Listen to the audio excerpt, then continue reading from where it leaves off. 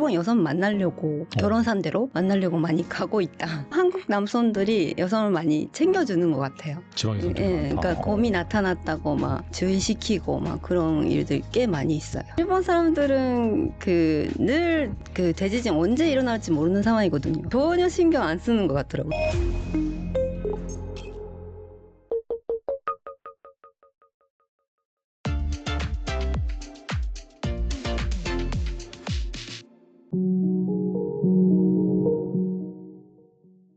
나리카와 아야님 모셨습니다. 안녕하세요. 안녕하세요. 네, 저희 채널에 처음 나오시는데 간단하게 소개 좀 부탁드릴게요. 네, 저는 나리카와 아야라고 합니다. 일본 아사히신문에서 9년 동안 문화부 기자로 활동하다가 2017년부터 한국에 살고 있고 그 전에 대학생 때 2년 동안 유학 생활을 한 게 있어서 지금 10년째 한국에 살고 있습니다. 최근에 지극기사적인 일본이라는 책을 냈습니다. 네, 잘 부탁드리겠습니다. 네, 대학생 때 또 2년이 되셔가지고 한국에 또 오랫동안 거주하고 계시고 또 서적도 하나 내셨는데 또 저희 채널에서 이렇게 구독하시는 구독자분들이 일본에 대해서 관심이 많습니다. 그래서 주요 이슈 하나하나 또 여쭤보도록 하겠습니다. 한 일본 결혼 정보 회사에 따르면은 한국 남성과 일본 여성의 결혼 건수가 지난해에 대비 한 40% 정도 증가를 했다. 이게 사상 최고치라고 하더라고요. 그 이유가 무엇일까요? 일단 저도 40%는 좀 충격적인 수치라 놀랐는데 제 주변에는 옛날부터 일본 여성과 남성, 한국 남성의 커플이 많았거든요. 그 반대보다. 네. 네네. 뭐 제가 여성이라서 여자 친구들이 많아서 그런 걸 수도 있는데 기본적으로 성향이 성격이나 막 그런 게 잘 맞는 것도 있는 것 같은데 제가 최근에 본 다른 기사는 한국 남성들이 일본 여성 만나려고 결혼 상대로 만나려고 많이 가고 있다. 맞아. 그런 기사도 있어요. 그런 기사를 봤는데 네. 그게 예를 들어서 막 여행하면서 자연스럽게 만나고 막 그런 걸 기대하는 게 아니라 아예 결혼 정보 회사에 등록해서 일본 여성이랑 결혼하려고 정말 그런 자리에 가는 그런 경우가 많다고 해요. 근데 그런 이유를 물어보니까 한국에서는 약간 남성들이 집을 마련하거나 맞아요. 네. 결혼할 때 경제적 부담이 큰데 그래서 결혼하기가 쉽지 않고 그렇지만 일본은 그렇지는 않다라는 그런 이유로 얘기하는 사람들도 있더라고요. 근데 그런 걸 저한테 물어보는 사람들도 많은데 일단 저는 개인적으로 저랑 제 주변 봐도 남성이 집을 마련해야 된다라는 게 일본에 별로 없는 것 같고. 그럼 결혼할 때 어떻게 돼요? 그게 그냥 뭐 자기네들끼리 그러면은 부부끼리 이렇게 돈을 모아가지고 같이 산다든지 그런 상황인가요? 그러면? 저희는 별로 결혼을 위해서 돈을 모아야 된다는 생각도 별로 안 했었고. 근데 집을 살긴 살아야 되잖아요. 결혼해서. 그냥 월세. 그냥 월세. 하긴 전세 개념이 없으니까. 네네. 일단 월세부터 시작해서 뭐 어떤 경우에는 뭐 부부가 같이 일하면서 집을 사는 경우도 있는데 결혼할 때 집을 사야 된다? 마련해야 된다? 막 그런 거 자체가 별로 없는 것 같아요. 워낙 지방에 뭐 정근도 많이 가고 그러니까 뭐 한국에서는 수도권에 집을 살려고 하잖아요. 네, 그런 게 별로 없는 것 같아요, 일본은.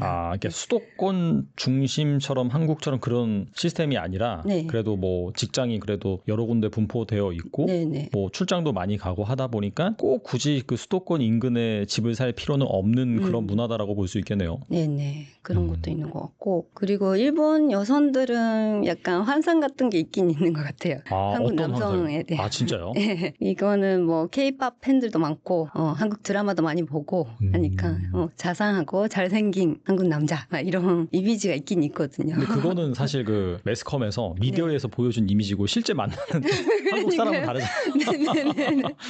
제가 아사히신문 그만두고 간다고 했을 때도 주변 기자들이 그런 얘기를 많이 했어요. 좋겠다고. 한국 남자 만나겠네 막 그러면서. 남편이 있는데. 네.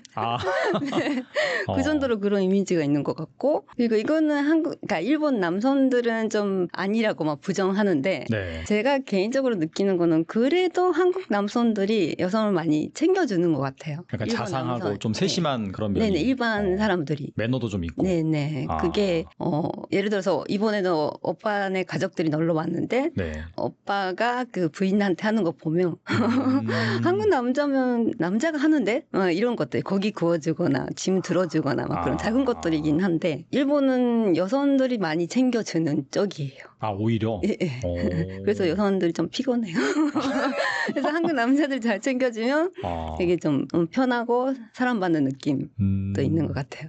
앞서서 뭐 성격 관련해서도 좀 잘 맞는 부분이 있다라고 말씀하신 것 같은데 그렇다면 한국 남성이 어떤 성격을 가지고 이제 말씀하신 건 좀 궁금하네요. 적극적인 거. 그러니까 적극적인 표현도 그렇고 예, 일본 남성들이 좀 표현도 별로 안 하고 남성도 여성도 표현도 잘 안 하고 뭐 적극적으로 뭐 사귀자거나 막 고백 같은 것도 별로 안 하니까 여성들은 마냥 기다리고 있구나. 그런데 한국 남성들은 그걸 적극적으로 표현해 주잖아요. 네.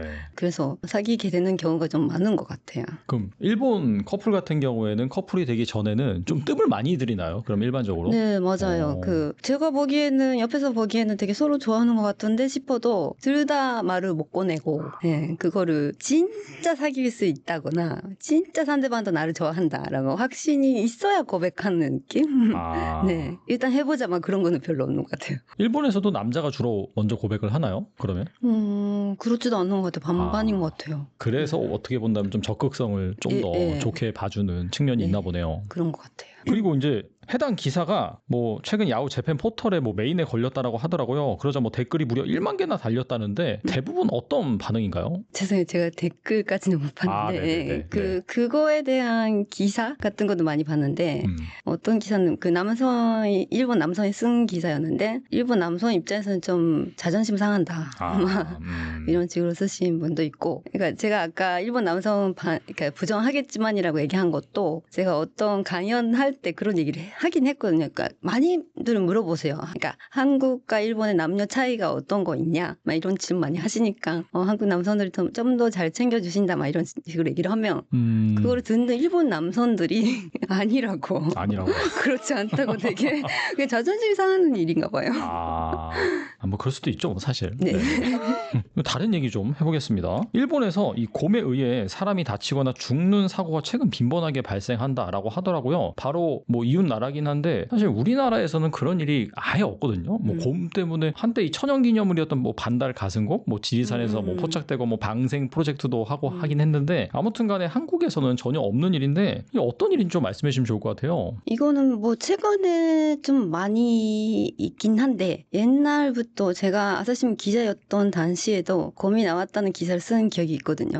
그래서 이게 일본에서 그렇게 특별한 일이 아니라 도시에는 없죠. 도시에는 없지만 시골 지방에 가면 가끔 있는 일이고 점점 늘어나는 거는 곰이 늘어난 게 아니라 제가 알기로는 곰이 원래 산에 있는데 산에 먹을 것이 없어져서 민가로 나와서 사람들이 사는 데까지 나와가지고 먹는 거를 찾는 그런 경우가 늘어났다고 하더라고요. 근데 그게 뭐 곰은 사람을 먹는 건 아니지만 사람 보면 공격하게 되니까 되게 위험한 거죠. 그렇다면 이제 곰이 많다면은 뭐 그리고 많이 발생을 해서 그런 사건 사고가 많다면은 사냥해서 뭐 개체수를 줄이면 될 것 같은데 구조적으로 이 문제를 또 해결하기 좀 힘든가요? 지금 말씀하신 것처럼 일본의 그 곰이라는 게 반달곰이거든요. 스키노와그마라는 반달곰인데 어떤 지역에서는 그게 특정 일기정 이라고 하더라고요. 그래서 함부로 죽일 수는 없는 거고 뭐 허가받고 죽이는 경우도 있다거나 하는데 그렇게 쉽지는 않은 것 같아요. 네, 이게 또 이거는 많은 사람들이 그렇게 생각하는지는 모르겠지만 제 생각에는 산에 살던 곰들이 이렇게 내려와서 민가로 나타난 것 자체가 그러니까 산에 먹을 것이 없어진 게 뭐 지구 온난화에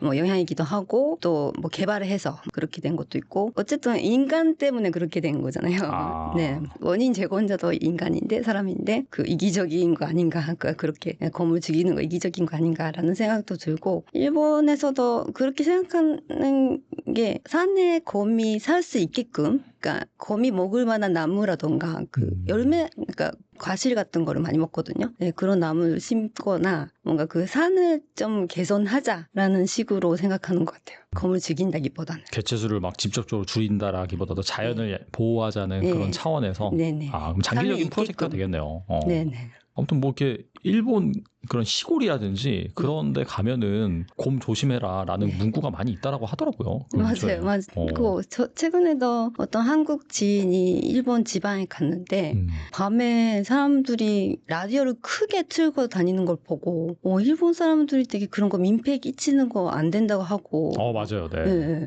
그런데 왜 라디오를 그렇게 크게 틀고 다니나 막 그렇게 생각했는데 그게 곰 때문이라고 그러더라고요. 그러니까 그러니까 사람이 있다는 걸 알아야 그래도 가까이 오지 않은데 갑자기 만나게 되면 공격하거든요. 네. 그래서 사람들도 사람이 있다라는 걸 알리면서 다니는 그런 게 지방에서는 되게 많죠. 지방에서는 되게 많다. 그러니까 곰이 나타났다고 막 주의시키고 막 그런 일들이 꽤 많이 있어요. 그리고 최근 대재앙설로 인해서 일본 여행을 취소하는 사례가 늘어났다고 합니다. 엔고와 외국인 전용 비싼 메뉴판 논란, 여기에 기록적인 폭염까지 겹치면서 관광 수요가 예전만 못하다 그런 얘기가 나오는데 관광이 아무래도 일본 그 내수에 또 큰 영향을 미치는데 이 같은 분위기가 실제로 이 경제에 타격을 줄 가능성은 어떨까요? 일단 대제안설은 저도 7월이라고 했었잖아요. 그래서 맞아요. 네. 그래서 6월쯤에 한국에서는 한국 친구들이 7월에는 일본에 돌아가지 마 이렇게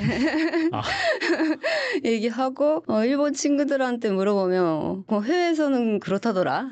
해외에서는 뭐 홍콩이나 한국 사람들이 7월에는 한국 가지 말자고 얘기하고 있는 것 같아. 막 그런 뉴스들을 봤다라고는 하는데 일단 일본 사람들은 늘 그 대지진 언제 일어날지 모르는 상황이거든요.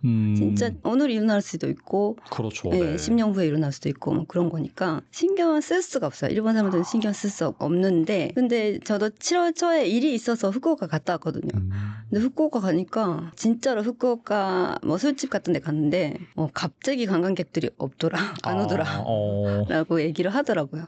그래서 일본 사람들도 그거를 해외 사람들 믿나? 라고 생각했는데 생각보다 그런 관광객들이 많은 데는 타격이 이미 있는 것 같았고 근데 이게 7월 지나면 8월 이후에는 또 바뀌는 건지 잘 모르겠어요. 네. 지진에 대한 거는. 근데 뭐 더운 거는 진짜 원래 덥고 점점 더워지고 있고 그래서 8월에는 일본에 가지 말자라는 얘기도 많이 듣긴 들었는데 근데 그때 2019년에 노제팬이 있었잖아요. 노노제팬. 네. 네. 그때도 사실은 일본 지방 여행도 많이 안 가게 됐잖아요. 한국 분들이. 네. 그 직전까지 일본 진짜 많이 갔었는데 맞아요. 갑자기 안 가고 막 그랬을 때 대도시는 아무렇지 않아요. 도쿄, 오사카는 그냥 돌아가잖아요. 네. 그리고 어떻게 보면 일본 사람들이 외국인이 많은 것 때문에 불편하다라고 생각하는 사람들도 있어서 그렇죠. 뭐 오버 투어리즘이라고 해서. 네. 그래서 오나 안 오구나 막 그렇게 생각하는 사람들도 많은데 그 대마도 같은 데는 거의 관광으로 먹고 사는 데라서 한국 사람들이 갑자기 안 오면 진짜 사활이 걸리는 문제거든요. 그래서 엄청 힘들었다는 얘기도 들었고 지방이 더 심한 것 같아요. 그런 영향이. 그리고 뭐 대재앙설 때문에 관광 수요가 일시적으로 위축이 된 건 사실인 것 같은데 실제로 이 대재앙설 만화 뭐 중심으로 시작이 맞아요. 됐잖아요. 네. 그래서 우리나라도 사실 좀 많이 안 간 것 같고 특히나 이제 홍콩 사람들이 그렇게 많이 안 갔다고 하더라고요. 거기가 이제 풍수질이나 이런 것들 많이 믿어가지고. 근데 실제 그 정작 그 일본 사람들의 그때 그런 뭐 대지진 온다, 뭐 후지산 폭발한다 그런 위험이 고조됐을 때 일본 사람들의 반응은 어땠나요? 궁금하네요. 대부분 그러니까 예를 들어서 우리 오빠네 가족들이 사는 고치라는 곳이 지금 얘기하는 대지진 왔을 때 제일 크게 피해를 입는 지역이 있거든요. 네. 네네. 그래서 제 한국 친구들은 일단 한국에 들어오라고 해. 7월 며칠이라고 있었잖아요. 그날은 일본에 있지 말고 한국에 와 있으라고 해. 막 이런 식으로까지 얘기를 했는데 저는 그 말도 못했어요. 그냥 우습게 볼까봐.